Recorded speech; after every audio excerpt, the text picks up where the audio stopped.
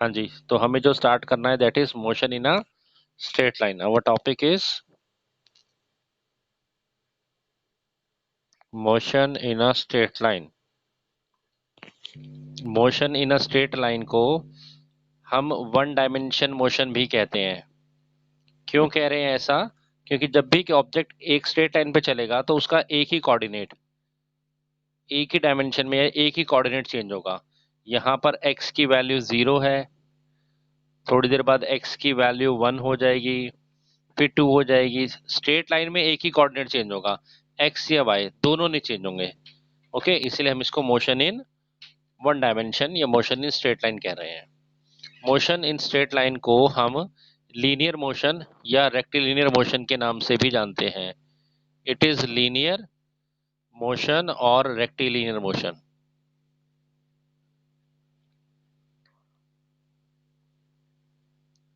It is also known as linear motion और rectilinear motion.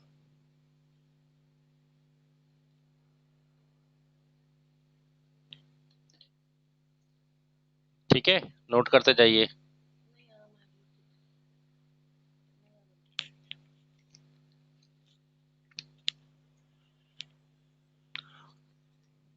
चलिए, इसी में जो हम ब्रांच पढ़ने वाले हैं वो है मैकेनिक्स। सबसे पहले हमें क्या पढ़नी है? Mechanics. What is mechanics? Mechanics actually में फिजिक्स की वो ब्रांच है जो ऑब्जेक्ट जो ऑब्जेक्ट हैं, मटेरियल जो हैं ऑब्जेक्ट, उनके मोशन को डील करती है। लिखिए, it is the branch of physics, mechanics is the branch of physics that deals with study of motion of material.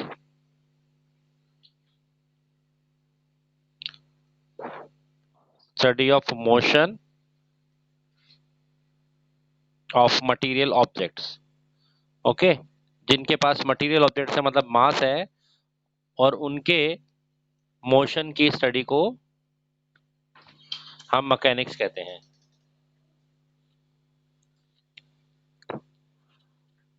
Note कर लिया?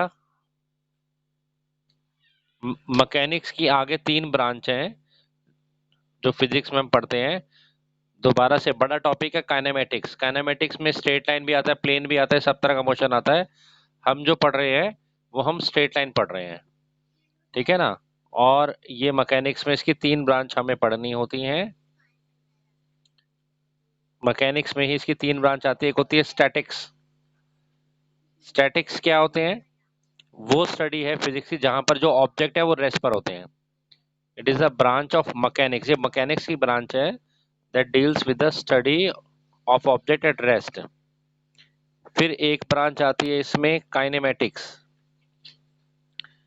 काइनेमेटिक्स में क्या होता है? मोशन, काइनेटिक एनर्जी की बात कर रहे हैं, जहां पर ऑब्जेक्ट मूव कर रहे हैं। It is the branch of mechanics that deal with the study of motion. हाँ, लेकिन इसमें हम कॉज ऑफ मोशन को स्टडी नहीं पढ़ते करते। Without without cause of motion, इसमें मोशन का कॉज यानी कि फोर्स जो हो रहा है, उसमें जो मोशन का जो कॉज है उसकी हम बात नहीं करते। मोशन का कॉज क्या है? फोर्स। फोर्स की बात काइनेमेटिक्स में नहीं करते। फिर थर्ड ब्रांच जो है इसमें that is dynamics. Dynamics dynamics भी इसी की ही ब्रांच है। इसमें भी हम स्टडी ऑफ मोशन की बात करते हैं, लेकिन हम इसमें कॉज ऑफ मोशन की स्टडी करते हैं। इसमें कॉज ऑफ मोशन को इंपॉर्टेंस दी जाती है, फोर्स को इंपॉर्टेंस दी जाती है। बोलिए, तीनों बातें समझ में आती हैं यहां तक? काइनेमेटिक्स में हम ऑब्जेक्ट की स्टडी तो करेंगे, वो मूव कर रहे हैं स्टडी करेंगे, लेकिन हम फोर्स कैसा है इसके बारे में कोई बात नहीं करेंगे। डायनेमिक्स में हम फोर्स की बात करेंगे, फोर्स की इंपॉर्टेंस देंगे। चलिए फटाफट मूव करते हैं, फास्ट चलते हैं थोड़ा सा। अच्छा, हम जब काइनेमेटिक्स यानी कि बात करेंगे, जहां पर हम मोशन की बात कर रहे हैं, तो क्या क्या चीजें हमारी टर्म्स आएंगी? आंसर है डिस्टेंस की बात होनी चाहिए भाई, जब ऑब्जेक्ट चलेगा तो कितना दूर चल रहा है, उसकी स्पीड की बात होनी चाहिए, उसका एक्सेलरेशन की बात होनी चाहिए। तो इसमें हमें distance, displacement, speed, velocity, acceleration, ये सब बातें करनी है। तो चलिए सब फटाफट सबसे पहले बात करते हैं डिस्टेंस और डिस्प्लेसमेंट, इनके बीच में डिफरेंस को हम स्टडी करते हैं। कुछ आपने अर्लियर क्लासेस में पढ़ा हुआ है, कुछ पॉइंट मैं आपको न्यू न्यू बताता जाऊंगा। फटाफट जल्दी से नोट करते हैं। What is distance? क्या होता है डिस्टेंस? तो जब भी कोई ऑब्जेक्ट मूव करता है तो वो जो जो पाथ कवर करता है, वो ऐसे ऐसे भी चल रहा है, तो जो भी पाथ उसने कवर किया, वो जो पाथ है उसको पूरा मेजर कर लो, वही क्या होता है? डिस्टेंस। लिखिए distance, it is the length of,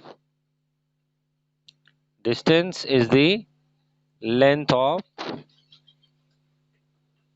total path covered by a body. वो पाथ कैसा भी हो सकता है, वो पूरा जो पाथ कवर कर रहा है वो है distance, total path covered by a body. आगे लिखना चाहो तो लिख लो, while moving from one place to another. Okay,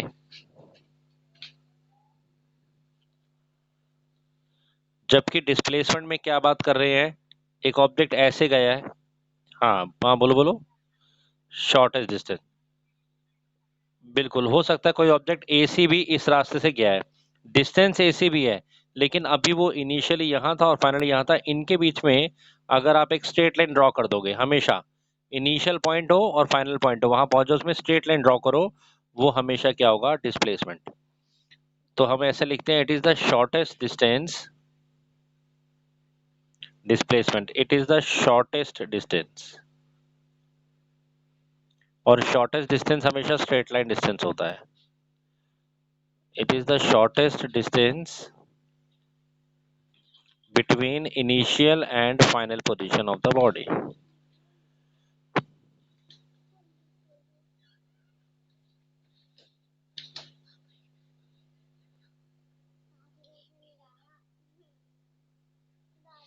Position of body।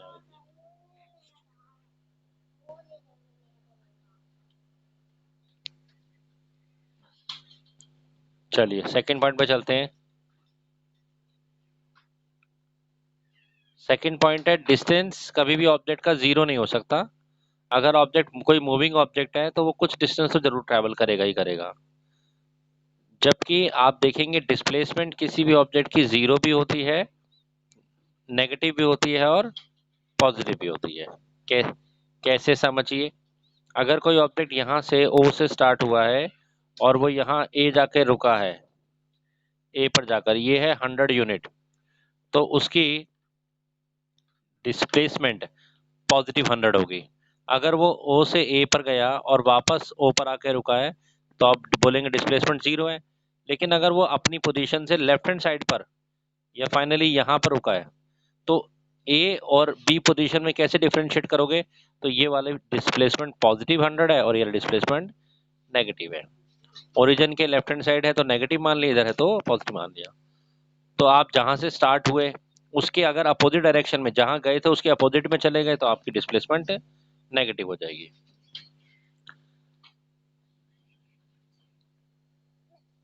चलिए थर्ड पॉइंट, ये तो हम पढ़ चुके हैं, डिस्टेंस एक स्केलर क्वांटिटी है और और बिकॉज इसके पास, बिकॉज डिस्टेंस का सिर्फ मैग्नीट्यूड होता है।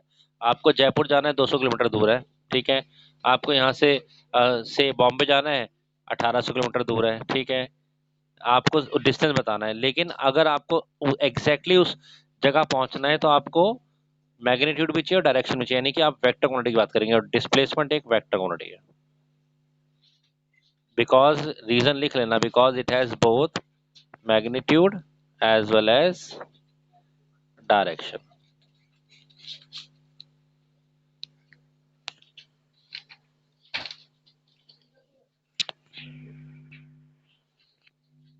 ओके, और लिखिए, डिस्टेंस डिस्प्लेसमेंट से बड़ा होता है, कभी कभी इक्वल भी हो सकता है, पर ज्यादातर केसेस हम देखते हैं बड़ा होता है। क्यों? मान लीजिए एक ऑब्जेक्ट अगर स्ट्रेट लाइन में चल रहा है ए टू बी, तो डिस्टेंस और डिस्प्लेसमेंट इक्वल हो जाएंगे।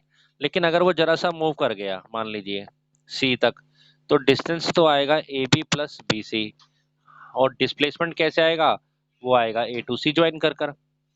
मतलब डिस्प्लेसमेंट है ए सी और डिस्टेंस है A B plus B C. और हमेशा आपको पता है मतलब डिस्टेंस तो आ रहा है ट्रायंगल की दो साइड से और डिस्प्लेसमेंट आ रहा है थर्ड साइड से।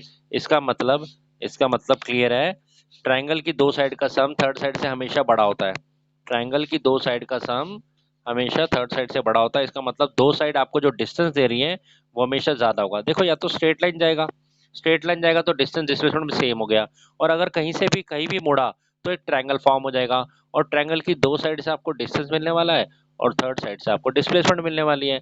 और आप जानते हो दो साइड का सम हमेशा बड़ा होता है, डिस्टेंस हमेशा क्या हो गया, बड़ा हो गया। इक्वल हो सकता है अगर स्ट्रेट में चलेगा। और इसी पॉइंट का उल्टा कर दे तो एक पॉइंट बन जाएगा। डिस्प्लेसमेंट को छोटा ही रहना है, कभी कभी बराबर भी हो सकता है स्ट्रेट लाइन मोशन में। तो अगर कोई स्ट्रेट लाइन चल रहा है तो वो बराबर भी हो जाएगा। ठीक है।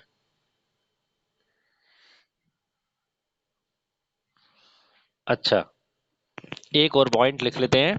डिस्टेंस से ना हमें उसका एक्चुअली में टाइप ऑफ द पाथ पता लग जाता है, जबकि डिस्प्लेसमेंट हमें किस तरह का पाथ ट्रेवल है ये नहीं बताता। डिस्प्लेसमेंट बस हमें क्या बताएगा, भाई यहाँ से ये इनिशियल और ये फाइनल, इनके बीच में स्ट्रेट लाइन डिस्टेंस। वो हमें टाइप ऑफ पाथ नहीं बताता। तो ये पॉइंट नंबर फिफ्थ है।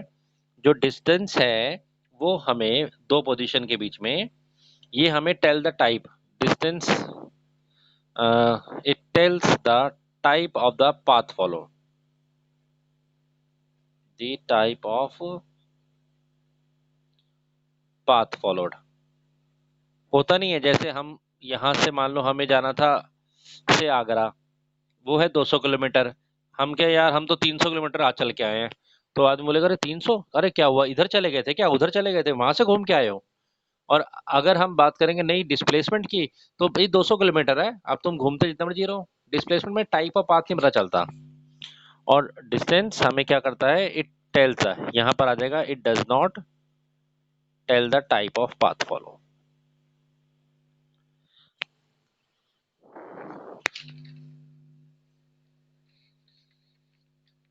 ठीक है।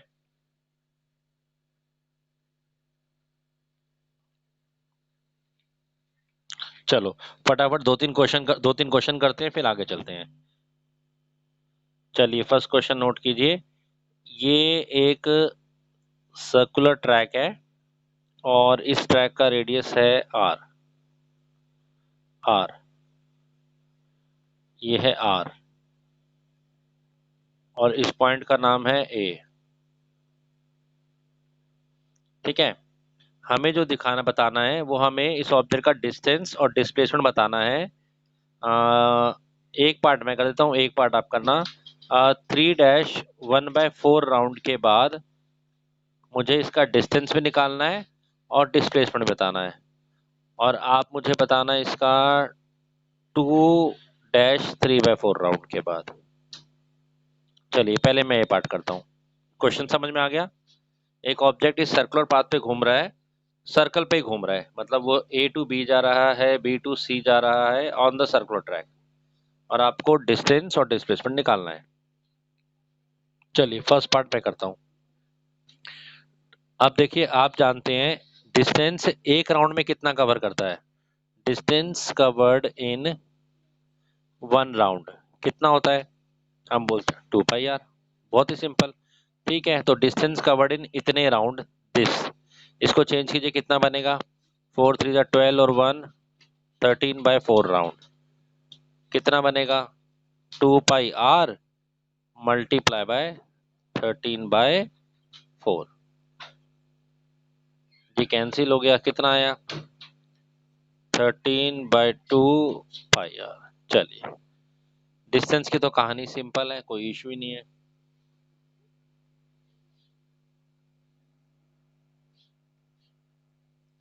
नोट कर लिया। चलो डिस्प्लेसमेंट की बात करते हैं। डिस्प्लेसमेंट के लिए होता क्या है, इनिशियल और फाइनल के बीच में शॉर्टेस्ट डिस्टेंस हमें सोचना पड़ेगा वो कहाँ है। तो ऑब्वियसली ए से चलते हुए एक राउंड के बाद वो ए पर आएगा, फिर एक राउंड और कंप्लीट होगा, ए पर आएगा, फिर एक राउंड कंप्लीट होगा, एक 3 राउंड हो गए। अब उसके बाद 1/4 राउंड का मतलब है बी पर। तो अगर हमें डिस्प्लेसमेंट चाहिए तो वो ये वाला लाइन से मिलेगी। बिल्कुल ठीक बात है। और यस, इसको हम कैसे करेंगे? पाइथागोरस थ्योरम से। तो बिल्कुल सिंपल हो गया। तो पहले तो हम बता दें कि आफ्टर 3-1/4 राउंड ऑब्जेक्ट कहाँ होगा? Object will be at B, या displacement will be given by initial position थी ए और फाइनली जितना मर्जी घुमा रुका तो यहीं बी पर। कितना आ रहा है ये? यस, पाइथा लगा देते हैं। √r² प्लस r², 90 डिग्री है यहाँ पर। So displacement A B will be given by r√2। ठीक है, निकल जाएगी। तो सर्कुलर कोशिश केसेस में, चलो ये आप एक काम करना, दूसरा पार्ट आप घर में करना। मैं एक क्वेश्चन और आपसे पूछता हूँ। अगर मैं आपसे बोलूं कि ये सर्कुलर पाथ पे कोई ऑब्जेक्ट एकदम मूव कर रहा है, ठीक है, और यहाँ पर वो ए से स्टार्ट हुआ और चलते चलते चलते न यहाँ रुका न यहाँ रुका, बल्कि यहाँ कहीं रुका, और जहाँ रुका ये वाला एंगल, अब मैं एंगल के टर्म में बात करता हूँ, है 120 डिग्री। मोशन कैसा हो रहा है? मोशन सर्कुलर पाथ पर हो रहा है। बिल्कुल ठीक बात है। A to B circular path, A to चलता रहा और सर्कुलर पाथ पर आकर बी पर रुक गया। ये रेडियस है आर, ये रेडियस है आर। अब आप डिस्प्लेसमेंट बताइए। अब आप कहेंगे सर डिस्प्लेसमेंट तो इसी से आएगी। बताइए कैसे निकालेंगे? देखो, अगर अगर अगर मैं डिस्टेंस पूछता तो डिस्टेंस के लिए आपके पास फॉर्मूला है लेंथ ऑफ आर्क का 2πr थीटा बाय 360, है कि नहीं? बताओ, डिस्टेंस तो वो होगा। अब आगे डिस्प्लेसमेंट की बात, वो कैसे निकालेंगे? तो देखो, उसके लिए हम डिस्टेंस निकालना आ गया। अगर मैं डिस्टेंस बोलूंगा तो डिस्टेंस निकाल देंगे। अच्छा, डिस्प्लेसमेंट के लिए हम क्या करते हैं? वेक्टर की हेल्प लेते हैं। देखो, ये जो एक ट्रायंगल बन रहा है ओ ए बी, इसमें सबसे पहले ये ओ है, ये ए है, ठीक है। इसको हम ओ ए को एक वेक्टर मान लेते हैं, ओ ए को एक वेक्टर। फिर ए बी, इसके आगे एक वेक्टर लगा देते हैं जो कि हमारा डिस्प्लेसमेंट वेक्टर है। और ये एक ओ बी भी वेक्टर है, ये भी आर वेक्टर है। देखो जरा, ये पहला वेक्टर, ये ऐसे जा रहा है, ये ऐसे आ रहा है, और ये ऐसे जा रहा है। देखो जरा, ये तीनों वेक्टर क्या ट्रायंगल लॉ को सेटिस्फाई कर रहे हैं? ध्यान से देखो, ये वाला एंगल है 120।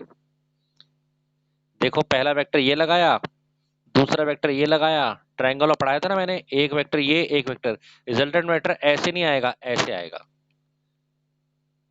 ठीक है, ये वेक्टर कहां से कहां जा रहा है? ये वेक्टर जा रहा है ओ टू ए, ये कहां जा रहा है? ओ टू बी, और ये ए टू बी, डिस्प्लेसमेंट वेक्टर हो गया। जैसे मर्जी लगा लो, ठीक है ना। अगर ऐसा लगाओ ओ टू ए और ये डिस्प्लेसमेंट होता है फाइनल माइनस इनिशियल, तो बी टू ए लगा लोगे तब भी कोई फर्क नहीं पड़ेगा। B to A, B to, अब ऐसे लगा लो ट्रायंगल लॉ में, देखो, one of the same thing. ये पहला वेक्टर है, हाँ उससे भी कर ले सर। 3 है तो वैसे ट्रायंगल लॉ लगाना ठीक रहेगा, ठीक है ना। एक वेक्टर ये गया, एक वेक्टर ये गया, और ये आपका तीसरा वेक्टर आ गया, डिस्प्लेसमेंट वेक्टर। अच्छा, अगर आपको डिस्प्लेसमेंट वेक्टर चाहिए, देखो अभी तो ये बन रहा है, अभी तो ये आर वेक्टर, ये डी वेक्टर, और ये तीसरा वेक्टर है। तो अभी तो ये बन रहा है आपका आर वेक्टर, ट्रायंगल और लगा रहा हूं मैं, plus D vector is equal to R vector, है ना। और अगर हमें डी वेक्टर निकालना है, डी वेक्टर, तो डी वेक्टर क्या होगा? डी वेक्टर होगा R vector minus R vector, चाहे R2 माइनस R1 मान लो, एक ही बात है। अब आप जानते हैं सर सब्ट्रैक्शन तो होता नहीं है, या अगर सब्ट्रैक्शन करना भी है तो सब्ट्रैक्शन का फॉर्मूला मेरे पास, क्या फॉर्मूला है बताओ? वेक्टर्स के सब्ट्रैक्शन का आपको फॉर्म, एडिशन, या तो आप इसको एडिशन वाले केस से करो। देखो, बात एक ही है, ये आर वेक्टर और ये नेगेटिव ऑफ आर, तो मैंने कहा था सब्ट्रैक्शन, अगर आप सब्ट्रैक्शन लगाना चाहते हो सब्ट्रैक्शन लगा दो। तो इस ऐसे केस में डी वेक्टर क्या आएगा? सब्ट्रैक्शन में याद है आपको, R square plus R square, A का स्क्वायर प्लस बी का स्क्वायर, एडिशन में था प्लस, यहाँ पर होता था माइनस, -2r² cos थीटा। ठीक है ना, आप यहाँ सब्ट्रैक्शन नहीं लिखा रहने दो, कोई टेंशन नहीं है, और सब्ट्रैक्शन का फॉर्मूला लगा दो, d vector is equal to r vector minus r vector, और उसको सब्ट्रैक्ट कर दिया हमने। चलिए ये कितना हो गया, कितना हो गया 2r², और अंदर भी कितना है 2r²। चलिए कॉमन लीजिए, 2r² कॉमन लीजिए, यहाँ पर 2r² कॉमन ले लिया आपने तो आया 1 माइनस कॉस थीटा आ गया। अब एक 1 माइनस कॉस थीटा का फॉर्मूला नोट कीजिए, शायद पहले भी कराया था। 1 माइनस कॉस थीटा होता है 2 sin² थीटा बाय 2। यहाँ जो एंगल होता है उसका हाफ हो जाता है। जरा इसको चेंज करिए, ये क्या बन जाएगा, d is equal to under root में 2r² into 1 minus cos theta by 2 क्या बना 2 sin²। यस, नोट कीजिए, बाहर निकालिए इसको, कितना आ गया ये देखो जरा, बाहर निकालो, 2 का स्क्वायर में 2 बाहर आ जाएगा, r का r बाहर साइन थीटा बाय 2 बाहर आ गया। तो फाइनली d डिस्प्लेसमेंट वेक्टर का मैग्नीट्यूड, मैग्नीट्यूड निकाल रहे हैं हम, ये कितना आया 2r sine theta by 2। Theta कितना है 120, 120 का बाद कितना हो गया साइन 60, साइन 60 कितना होता है √3/2, तो 2r √3/2, ये आपका फाइनली √3। तो सिर्फ आपको कोई भी एंगल पे भी दिया हो तो मैंने उसका केस भी करा दिया, और अगर स्पेशल हो 1/4, 2/4, 3/4 तो वो भी आपको आना चाहिए। बोलिए क्लियर। हाँ जी आपको, ठीक है। चलो एक एनसीईआरटी का क्वेश्चन, अच्छा अभी तो हमने ये टॉपिक किया नहीं है, अभी नहीं करते, चलो आगे चलते हैं। यहाँ तक क्लियर है, डिस्टेंस डिस्प्लेसमेंट का वेक्टर वाला क्लियर हो गया। ये एक वेक्टर मान लिया हमने, O टू A एक वेक्टर था, ऐसे बना लो, O टू B एक वेक्टर था, O टू B, और अगर फाइनल टू इनिशियल डिस्प्लेसमेंट देना चाहते हो तो आप डिस्प्लेसमेंट को ऐसे ही बना सकते थे, कोई इश्यू नहीं है। ठीक है ना। अब इन तीनों को ट्रायंगल लॉ से सेट करो, तो कैसे सेट होंगे, दिस वेक्टर, इसके आगे आप अगर लगाओगे ये वाला वेक्टर तो आपने ये लगाया ओ ए, इसके आगे आपने डिस्प्लेसमेंट वेक्टर, पहला वेक्टर आपका ये हो गया, दूसरा वेक्टर आपका ये हो गया ओ बी, और तीसरा वेक्टर आपने लगाया तो डिस्प्लेसमेंट वेक्टर, है ना।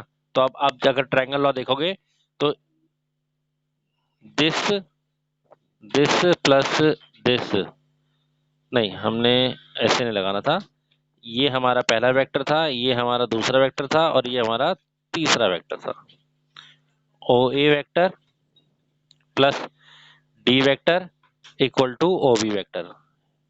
मतलब अगर आप इसको R1 भी मान लें और इसको R2 मान लें तो ये तीनों ट्रायंगल लॉ को सेटिस्फाई कर रहे हैं। तो मैंने आपको क्या बोला, आपको करना है R1 vector plus D vector is equal to R2 vector, क्योंकि हमें D निकालना था तो वो बन गया R2 माइनस R1, और फिर हमने मैग्नीट्यूड निकाल दिया। ठीक है। अच्छा अब एक ये देखिए, मान लीजिए एक ऐसा क्वेश्चन में देखिए, मान लीजिए मैंने कहा ये क्यूब है और इस क्यूब की हर साइड है ए, हर एज की लेंथ कितनी है ए, ये भी ए, ये भी ए, सारे एजिस ए के हैं। एक ऑब्जेक्ट ए टू ऐसे बी पे मूव कर रहा है, बी टू सी मूव कर रहा है ये, ठीक है, और फिर यहां से वो डी की तरफ मूव कर गया, डी की तरफ 3D में मोशन हो रहा है, यहां भी जा रहा है, यहां भी जा रहा है, और यहां भी जा रहा है। ठीक है, आपसे पूछ रहे हैं फाइंड द डिस्टेंस और डिस्प्लेसमेंट। डिस्टेंस तो आप समझ गए, ए ऐसे 2a और ए ऐसे 3a। डिस्प्लेसमेंट के लिए आप क्या करोगे, आपके पास दो तीन रास्ते हैं, या तो आप कहोगे भाई सर एडी इससे मिलेगी डिस्प्लेसमेंट, और इससे ये डायगोनल ऑफ द क्यूब हो गया। डायगोनल ऑफ क्यूब का आपने फॉर्मूला पढ़ा हुआ भी है, क्या होता है, under root A square plus under root A square plus under root A square पढ़ा हुआ है, that is under root 3a² a रूट 3। ये आपका डिस्प्लेसमेंट आ गया। मान लो कोई बच्चा कहे सर मैं इसको वेक्टर से करना चाहता हूँ, तो देखो वेक्टर से कैसे करेगा। मान लो अगर ये पॉइंट को ही आप ओरिजिन मान लो, तो सबसे पहले वो इस एडी वेक्टर को हम निकालना चाहते हैं। एडी वेक्टर को अगर हम एक्सप्लेन करना है तो हम कैसे करेंगे, सबसे पहले ए मैग्नीट्यूड चला अलोंग एक्स एक्सिस ए आई कैप, ये हो गया ए आई कैप। फिर मान लो ये चला अलोंग वाई एक्सिस ए जे कैप। फिर उसके बाद अंदर की तरफ गया, अंदर की तरफ माइनस ए के कैप। क्या हम इस ए डी वेक्टर को ऐसा लिख सकते हैं, पहले पॉजिटिव एक्स एक्सिस में, फिर पॉजिटिव वाई एक्सिस में, फिर अंदर की तरफ गया, बाहर आता तो प्लस के कैप, अंदर गया तो माइनस। ये हमारा ए डी वेक्टर बन गया। अब ए डी वेक्टर का हमें मैग्नीट्यूड निकालना है, तो मैग्नीट्यूड आप अच्छी तरह जानते हैं, मैंने आपको सिखा दिया है, ए का स्क्वायर प्लस ए का स्क्वायर प्लस ए का स्क्वायर, ए का स्क्वायर प्लस ए का स्क्वायर प्लस माइनस ए का स्क्वायर। देखो वही आ गया ए अंडर रूट 3। तो हमने इसको वेक्टर के यूज से भी कर लिया। चलिए अब इसमें बात करते हैं, अब हम दूसरा टर्म स्टडी करते हैं, स्पीड और वेलोसिटी में क्या डिफरेंसेस हैं। डिफरेंस से ही स्टडी कर लेते हैं तो हमें समझना आसान है, स्पीड और वेलोसिटी। हाँ बिल्कुल, चलो पहला डिफरेंस आप यही कह रहे हैं, लिख सकते हैं। ये एक स्केलर क्वांटिटी है, इसमें सिर्फ मैग्नीट्यूड की बात होती है, और इसमें हम magnitude as well as direction, 40 kilometre per hour की स्पीड से इस तरफ जाओगे, ठीक है ना, तो डेस्टिनेशन पहुंचोगे। सिर्फ घर से गाड़ी निकाली 40 पे चल दो, कहीं भी चल दो, तो कहीं थोड़ी पहुंच जाओगे। जहां पहुंचना है तो उसके लिए स्पीड भी चाहिए और डायरेक्शन भी। डायरेक्शन भी चलो ठीक ले ली, मान लो आपने कहा मैं डायरेक्शन ले लेता हूँ यली रोड पे, लेकिन चलता नहीं हूँ, तो भी नहीं पहुंचोगे। अगर आप मैग्नीट्यूड और डायरेक्शन दोनों रखोगे तब हम डेस्टिनेशन पहुंचोगे। वैसे स्पीड को डिफाइन कैसे करें, तो हम बोलते हैं speed is nothing but it is distance travelled per unit time. भाई जितना आपने डिस्टेंस ट्रेवल्ड करा और जो आपको टाइम लगा, दोनों को उठाकर डिवाइड करना, आ गया आपके पास। इसमें कौन सा रॉकेट साइंस लगानी है, ठीक है ना। अच्छा अगर आपको बोलेंगे कि वेलोसिटी को डिफाइन करोगे तो आप वेलोसिटी क्या बोलोगे, आप यस वेलोसिटी बोलोगे डिस्प्लेसमेंट पर यूनिट टाइम, और ये वेक्टर के लिए ये साइन। या आप ऐसे लिखना, velocity is nothing but it is a speed with direction. Velocity is nothing but it is speed with direction. Speed और डायरेक्शन को मिला दो तो जो क्वांटिटी बनती है वो वेलोसिटी है।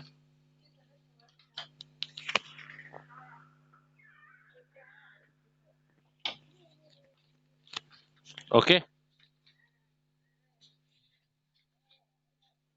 हाँ जी, और क्या क्या हम स्पीड में पॉइंट बोल सकते हैं, फिर वही पॉइंट पीछे वाले जोड़ते हैं।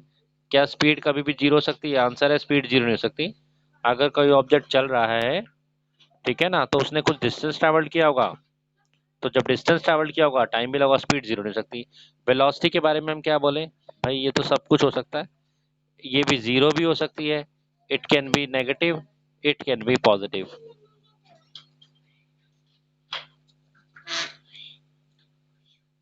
सारी पॉसिबिलिटी हो सकती है इसकी। नहीं जरूरी नहीं रेस्ट हो, नहीं नहीं नहीं नहीं रेस्ट नहीं है। मान लो एक ऑब्जेक्ट जहां से चला घूम के वहीं आ गया, ठीक है ना। जैसे मान लेते हैं ये एक सर्कुलर मोशन पे एक ट्रैक पे चल रहा है एक ऑब्जेक्ट, ए से चला घूमकर ए पर ही आ गया, ठीक है। मैं पूछ रहा हूँ ए टू इसकी वेलोसिटी क्या रही, तो आप बोलो जीरो, ठीक है ना। रेस्ट का मतलब नहीं है, लेकिन अगर वहीं आ गया तो जीरो हो जाएगी, ठीक है ना। चलिए थोड़ा इनके टाइप्स की बात भी कर लेते हैं, स्पीड के क्या टाइप्स हो सकते हैं। तो आंसर है स्पीड के जो टाइप हो सकते हैं वो एक होता है एवरेज स्पीड। एवरेज स्पीड क्या होता है, एवरेज स्पीड होता है भाई total distance upon total time. आप दिल्ली टू आगरा जा रहे हैं, ठीक है, और आपने ये हिसाब लगाया यार कि 200 किलोमीटर का डिस्टेंस था, ठीक है, और हमें 8 घंटे लग गए, मान लो, या चलो चलो 8 ही घंटे लगा लो, तो ऑन एन एवरेज तो यार हमने 25 किलोमीटर की स्पीड कितना आएगा, यही आई।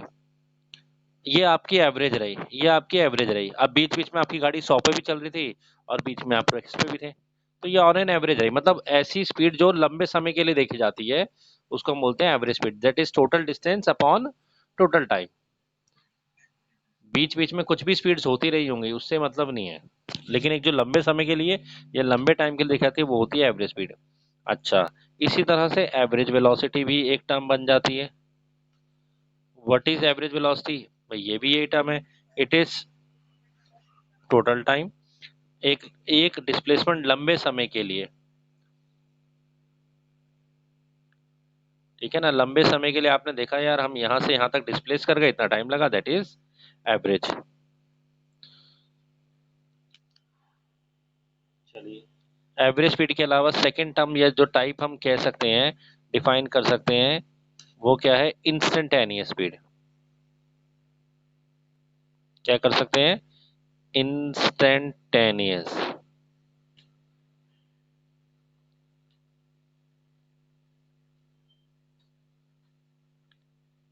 क्या होती है इंस्टेंटेनियस स्पीड? किसी बॉडी की स्पीड एक पर्टिकुलर इंस्टेंट के लिए, कितने टाइम के लिए भाई? बहुत छोटा टाइम, बहुत छोटा, 1 सेकंड भी नहीं, 0.5 सेकंड, 0.1 सेकंड, थोड़े से देर के लिए। For small time, very small time, for very small time. Small time को नॉर्मली हम dt से रिप्रेजेंट करेंगे, dt।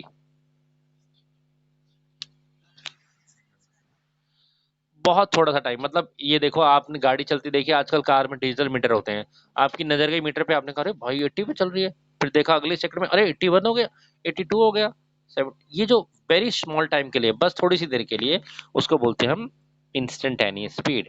ऐसे ही इंस्टेंटेनियस वेलोसिटी है। डेफिनेशन में क्या लिखेंगे? एक्चुअली में जो कार में हमारा स्पीडोमीटर लगा होता है ना, वो हमें इंस्टेंटेनियस स्पीड ही देता है। तो the speed of a body for a very short period of time, the speed of a body for very short period of time is called instantaneous speed.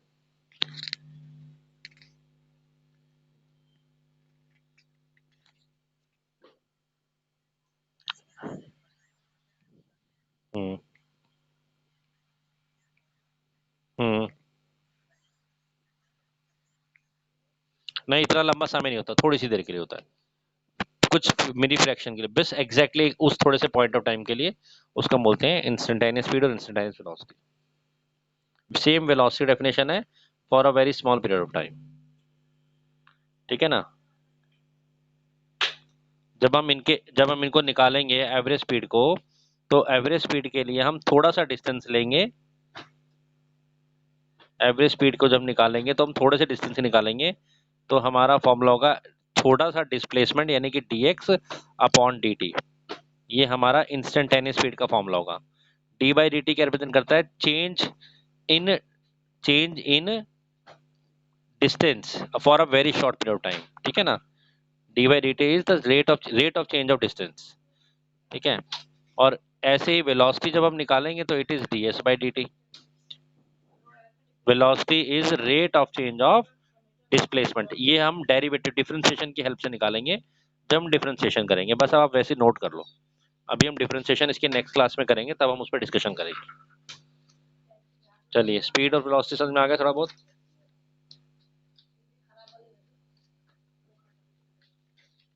चलिए क्वेश्चन करते हैं।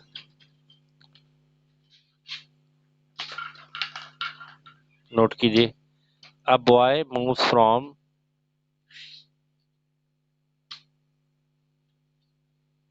ए to B at the rate of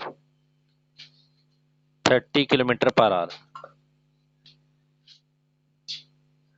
ये उसकी speed है। And from B to A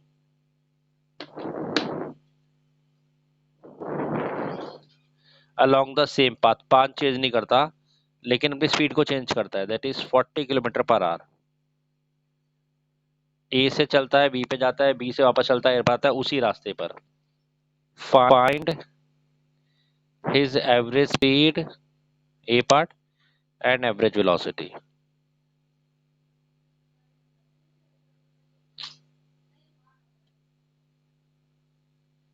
average speed and average velocity. Note करिए।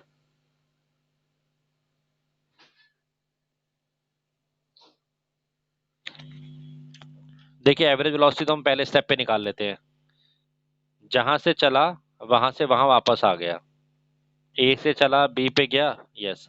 तो average velocity होता है total displacement upon total time, क्योंकि डिस्प्लेसमेंट जीरो है तो टाइम जितना मर्जी लगे रिजल्ट जीरो हो गया। एवरेज, अब आते हैं एवरेज स्पीड पर, चलो उसको देखते हैं। तो वो A2 चला बी पे गया, जाती बार स्पीड क्या थी 30 किलोमीटर पर आवर, ठीक है। फिर वापस उसी रास्ते से आया 40 किलोमीटर पर आवर।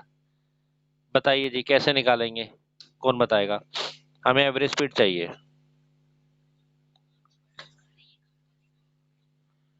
नहीं कोई बात नहीं, वैसे में निकाल दो। एवरेज स्पीड होता है total distance upon total time. बताइए कितना डिस्टेंस है कितना टाइम है? कौन कह रहा है 1 आवर? कोई नहीं है 1 आवर। वो चला है 40 किलोमीटर पर आवर की स्पीड पर, हो सकता है 10 मिनट के लिए ही चला हो सकता है 20 मिनट के लिए ही चला हो, हमें तो नहीं पता। अब इंटरेस्टिंग बात यहाँ पर ये है, ना तो उसके पास डिस्टेंस है, हमारे पास गिवन है, ना टाइम है, दोनों ही वेरिएबल नहीं है। तो हम एक जो फिक्स्ड चीज है ना उसको लेट कर लेते हैं। यहाँ जो फिक्स्ड चीज है वो है डिस्टेंस, तो हम डिस्टेंस को लेट कर लेते हैं एक्स। यहाँ से लेकर यहाँ तक का डिस्टेंस लेट कर लेते हैं कितना, एक्स। तो एक्स जाने का और एक्स आने का, तो टोटल डिस्टेंस हो गया 2x। जब भी दोनों वेरिएबल ने एक को लेट करना पड़ेगा। अब आता है टोटल टाइम। तो टाइम पहले पहले केस में कितना लगा होगा, वो लगा होगा distance upon speed, distance upon speed, x upon कितनी थी जाके 30, और दूसरे बार कितना लगा एक्स अपॉन 40। तो एक्स लेने से ये दोनों हेल्प हो गई, फायदा। अब क्या चाहिए, टोटल टाइम।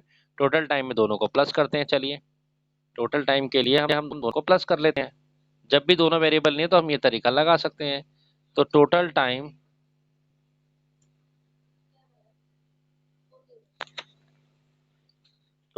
क्या हो जाएगा हमारा,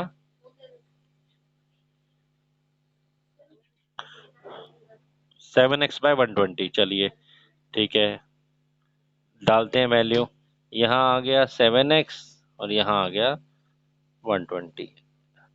एक्स एक्स कैंसिल, सॉल्व करा तो 240/7 किलोमीटर पर आवर। यहाँ से हमें एवरेज स्पीड मिल जाएगी। एवरेज वेलोसिटी तो ऑलरेडी निकाल ली हमने, 0। ठीक है, नोट करिए जल्दी।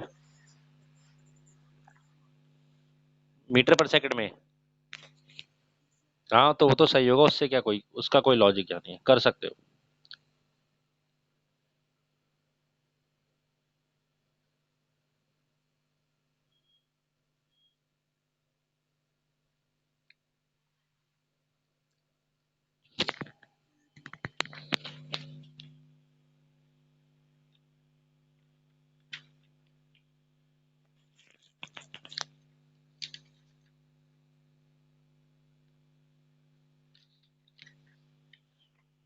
चलो चलो आगे चलो, नेक्स्ट क्वेश्चन में चलते हैं।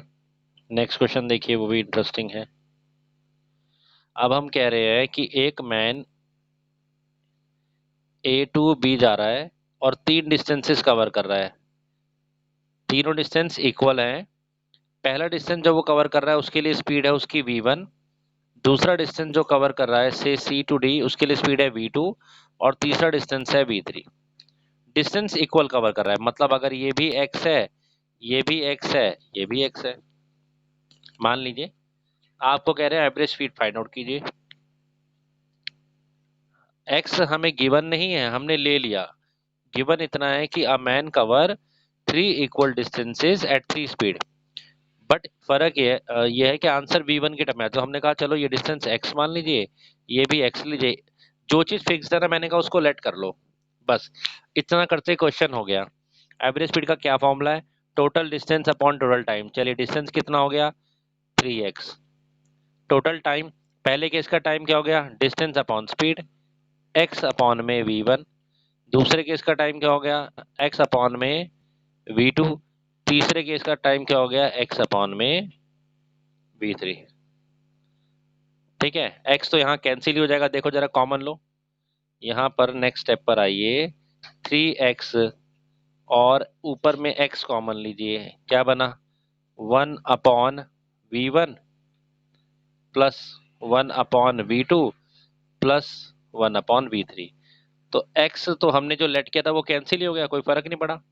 बाकी इसको सिंप्लीफाई कर दीजिए ऊपर ले जाकर, सिंप्लीफाई करेंगे क्या आपका आंसर आएगा, आपका आंसर आएगा 3 इंटू v2 v3 अपॉन में v1 v2 plus v2 v3 plus v1 v3।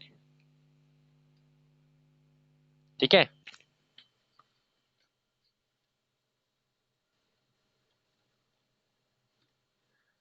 Okay, आप देखिए। ठीक है,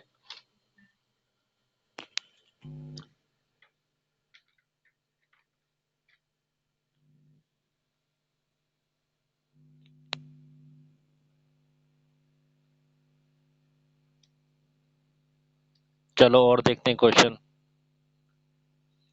एक क्वेश्चन है कि जो भी टोटल डिस्टेंस है इसका हाफ डिस्टेंस, तो एक बॉय हाफ डिस्टेंस वो कर रहा है at the speed of v, उसके पास उसके बाद जो ये डिस्टेंस बचा, अगला हाफ जो बचा, उसने उसमें v1 स्पीड लगाई कितने टाइम के लिए, यहां से लेकर यहां तक जो भी टाइम लग रहा है उसका 1/3 टाइम के लिए, 1/3 ऑफ टाइम के लिए, और कुछ चला, फिर 1/3 टाइम के लिए 1/3 टाइम के लिए वो चलता रहा v1 की स्पीड पर, और फिर 2/3 ऑफ टाइम जो बचा था उसको उसने स्पीड किया v2 की स्पीड पर। आपसे फिर पूछ रहे हैं find the average speed. Question समझ में आ गया? Find average speed of boy. एक बॉय ने टोटल डिस्टेंस जाना था ए टू बी, उसमें से शुरू का जो हाफ डिस्टेंस था, ठीक है, मान लेंगे हम, चलो टोटल डिस्टेंस को कुछ भी मान लेते हैं, एक्स मान लेते हैं, डी मान लेते हैं, या डिवाइड कर लेते हैं, जो भी करना है, तो उसका जो हाफ डिस्टेंस था वो वी की स्पीड पे चला, और फिर बाकी का जो हाफ था उसमें से 1/3 टाइम के लिए, हाफ डिस्टेंस में 1/3 टाइम v1 की स्पीड पे चला और 2/3 टाइम v2 की स्पीड पे चला। अब आपको पूछ रहा है उसकी एवरेज स्पीड निकालो। आपका फॉर्मूला फिक्स है, अपने फॉर्मूला को मत छोड़ो, ठीक है ना। आप बोलते हैं एवरेज स्पीड होता है total distance upon total time, तो उसी लॉजिक से हम निकालते हैं इसको। क्वेश्चन क्लियर हो गया? हम्म, तो चलो हम एक काम करते हैं, हम यहां तक के डिस्टेंस को मानते हैं से डी, और पूरा डिस्टेंस मान लेते हैं 2d, 2d में से ए टू सी जो हाफ डिस्टेंस है वो भी हो गया, और सी टू बी ये जो हाफ डिस्टेंस है ये भी डी हो गया। डी के बल्कि दो पार्ट हो गए, एक हो गया d/2 और दूसरा भी हो गया d/2। ठीक है, सी से डी तक, नहीं, d/2 नहीं है, सॉरी, वो तो टोटल डिस्टेंस है डी। चलिए पहले यहां से ए टू सी तक एनालिसिस करते हैं। एवरेज स्पीड क्या होता है, total distance upon total time. चलो टोटल डिस्टेंस तो है हमारे पास, कोई इशू नहीं है। अगर हम डी की टर्म में जा रहे हैं तो टोटल डिस्टेंस हो गया हमारे पास 2d। प्रॉब्लम थोड़ी टोटल टाइम की है। चलो पहले यहां से लेकर ए टू सी तक का टाइम बताओ मुझे, ए टू सी तक का टाइम बताओ, डिस्टेंस अपॉन स्पीड। ठीक है, देखो जरा, बोलो ठीक है।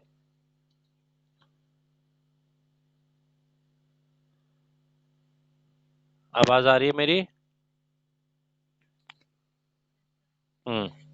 ए टू सी तक का डिस्टेंस, ठीक है, टाइम, सॉरी, टाइम क्या होता है, डिस्टेंस। ए टू सी तक में डिस्टेंस कितना है, डी, और स्पीड कितनी है, v, तो टाइम क्या होता है, टाइम क्या होता है, डिस्टेंस अपॉन स्पीड, dy भी ले लिया। अब आ जाओ यहाँ के लिए टाइम, यहाँ के लिए उसका जो टाइम लगा t1 मान लेते हैं उसको, t1, ठीक है ना। और या एक काम करते हैं, पहले यहाँ से लेकर यहाँ तक का डिस्टेंस जो उसने ट्रैवल किया उसकी बात करते हैं। ये जो टोटल डिस्टेंस है d, वो दो पार्ट में ट्रैवल हो रहा है। पहले हम इसके एक पार्ट की बात कर लेते हैं। यहाँ से लेकर यहाँ तक का डिस्टेंस मान लेते हैं d1। d1 हो गया हमारा स्पीड इनटू टाइम। स्पीड कितनी है ट्रैवल करने वाली यहाँ से लेकर यहाँ तक, वो स्पीड है v1 इनटू टाइम। यहाँ से लेकर यहाँ तक कितना टाइम लगा, अगर हम इस पूरे टाइम को यहाँ से लेकर यहाँ तक के टाइम को अगर हम t मान लें तो ये लगा t/3। अगर हम यहाँ से लेकर यहाँ तक के टाइम को t मान लें तो ये वाला टाइम t/3 लगा। अच्छा, बाकी का जो डिस्टेंस बचा उसके लिए उसकी बात करते हैं। बाकी का जो डिस्टेंस बचा उसके लिए कितना टाइम लगा d2 वाले पार्ट के लिए, उसके लिए लगा, स्पीड थी v2 और टाइम लगा 2/3 ऑफ t, ठीक है, 2/3 of t। Okay okay.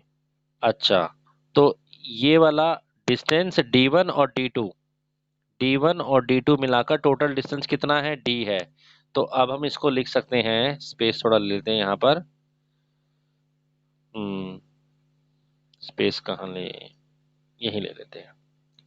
Picture को अपने माइंड में रखना और स्पेस ले चलते हैं। देखिए, दो बार में डिस्टेंस ट्रेवल हुआ, तो टोटल जो डिस्टेंस हमारा ट्रेवल हुआ, सुनो, पहले वाले डिस्टेंस को मैंने लिया था v1 स्पीड पर और टाइम था t/3, ठीक है। दूसरा डिस्टेंस था v2 स्पीड पर और टाइम था 2t/3, और ये मिला कर टोटल डिस्टेंस d बनता है, ठीक है। यहाँ से अगर आप t कॉमन ले लेंगे तो ये आ जाएगा v1/3 प्लस 2v2/3। अब यहाँ से वो टाइम मिल गया, इसको नीचे ले जाइए तो टाइम कितना आया, d अपॉन में समथिंग। ये वाली वैल्यू आपको देखो, एवरेज स्पीड क्या था, total distance upon total time. ये पहले पार्ट का टाइम था, ये जो हमने लिखा हुआ है d/v। अब दूसरे पार्ट का टाइम यहाँ से आ गया, तो दूसरे पार्ट का टाइम कितना हुआ, वो हुआ d अपॉन में ये वाली value t into v1/3 plus 2v2/3। बाकी तो कैलकुलेशन है, कंसेप्ट को समझ लो। देखो देखो कंसेप्ट समझ में आ रहा है तो ये हमारा टाइम यहाँ नहीं आएगा ना, डी अपॉन में। देखो हो रहा है क्लियर आप लोगों को।